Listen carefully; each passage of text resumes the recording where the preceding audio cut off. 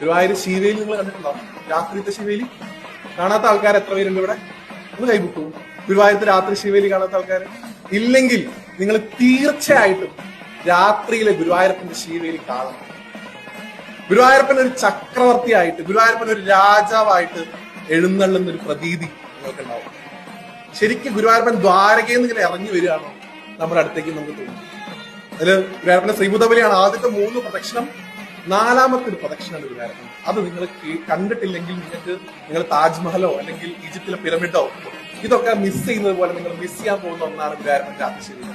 4ാമത്തെ ശിവേലിക്ക് 2 പാറ്റാന extra വരും. മുമ്പുള്ള തിടമ്പ് മാറ്റി വേറൊരു കൊമ്പന്റെ പുറത്ത് കയറ്റും. 3 ആനപ്പുറത്താണ് ആ ശിവേലി. അതുവരെ ഭഗവാൻ ഒരു ആനയുണ്ട്. ആ ശിവേലി നടക്കുന്ന സമയത്ത് രാത്രിയിട്ട് ആ ഒരു ഭഗവാന്റെ കോലം ആനയുടെ പുറത്തേക്ക് കയറ്റുന്ന സമയത്ത് അവിടെ ഹാർമോണിയൊക്കെ വായിക്കുന്ന ചേട്ടനുണ്ട്. അദ്ദേഹം ആ കൊടിമരത്തിന് ചുറ്റും സുഗന്ധദ്രവ്യങ്ങൾ കത്തിക്കും, ഈ ചന്ദനത്തിരി പോലുള്ള കാര്യങ്ങളെ കത്തിക്കും. അതിനുശേഷം ഭഗവാന്റെ തിടമ്പ് അവിടെ കയറ്റുമ്പോൾ ഗുരുവായൂർ അമ്പലത്തിൽ മാത്രമുള്ള ഭഗവാന്റെ രാത്രിയിലെ 4ാമത്തെ പ്രദക്ഷിണത്തിന് നിങ്ങൾക്ക് എടക്കയിലും നാദസ്വരത്തിലുള്ള ഒരു കീർത്തനം കേൾക്കാൻ സാധിക്കും. വേറെ ഒരു ക്ഷേത്രത്തിലും അത് അവകാശപ്പെടാനില്ല. എടക്ക പ്രദക്ഷിണമാണ്. എടക്കയും അതുപോലെ നാദസ്വരവും മാത്രം ഉപയോഗിക്കുന്നു. നിങ്ങൾക്ക് ഭാഗ്യം ഉണ്ടെങ്കിൽ പോകുന്ന സമയത്ത് മനോഹരമായിട്ടുള്ള കീർത്തനങ്ങൾ കേൾക്കാൻ. ഗുരുവായൂർ ശിവേലി നിങ്ങൾ കണ്ടിട്ടുണ്ടോ? രാത്രിത്തെ ശിവേലി കാണാത്ത ആൾക്കാർ എത്ര പേരുണ്ട് ഇവിടെ? ഒന്ന് കൈബുക്കൂ. ഗുരുവായൂരത്തെ രാത്രി